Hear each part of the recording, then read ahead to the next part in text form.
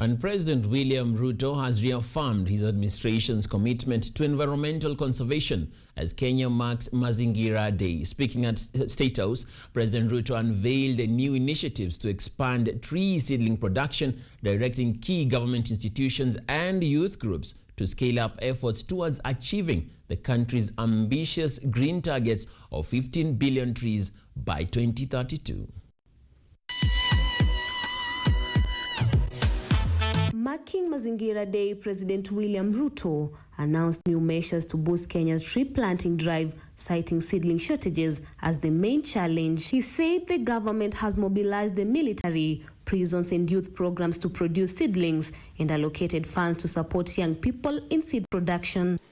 We have mobilized our military to produce seedlings, National Youth Service to produce seedlings, our prisons to produce seedlings, forest community organizations to produce seedlings, private sector people to produce seedlings. We have asked the Ministry of Education, and the PS is here, to work with the members of parliament so that we access budget. President William Ruto has announced a partnership between the Kenya Forest Service and the National Youth Service to boost tree planting. He said 15,000 NYS personnel will help revive 300 nurseries across the country, producing 2 billion seedlings annually to enhance Kenya's forest restoration drive. The Kenya Forest Service and the National Youth Service are now going to work together.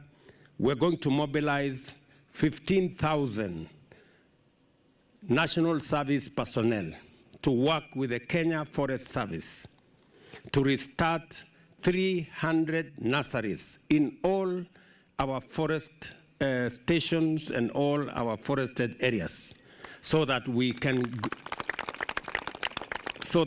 have 2 billion seedlings available to the people of Kenya every year. Speaking during Mazingira Day celebration, President Ruto said Kenya is shifting from rain-fed to irrigation-based farming to strengthen food security. He noted that government interventions, including affordable fertilizer, quality seeds and removal of cattle, have set the stage for increased agricultural production nationwide. As a country, we have been importing food. And we have been importing food because we are not growing enough. We've done interventions in the last 3 years. We've made fertilizer available. We've improved the quality of seeds. We have removed brokers and cartels that were disturbing our agricultural sector. We have found new markets for our exports of agricultural produce. We now need to produce more food. President Ruto has appealed to Kenyans to take personal responsibility for environmental restoration by replanting trees in deforested areas, saying collective action is vital to achieving the country's greening goals. Tumekubaliana we are reforesting all the areas that initially had been deforested for one reason or another.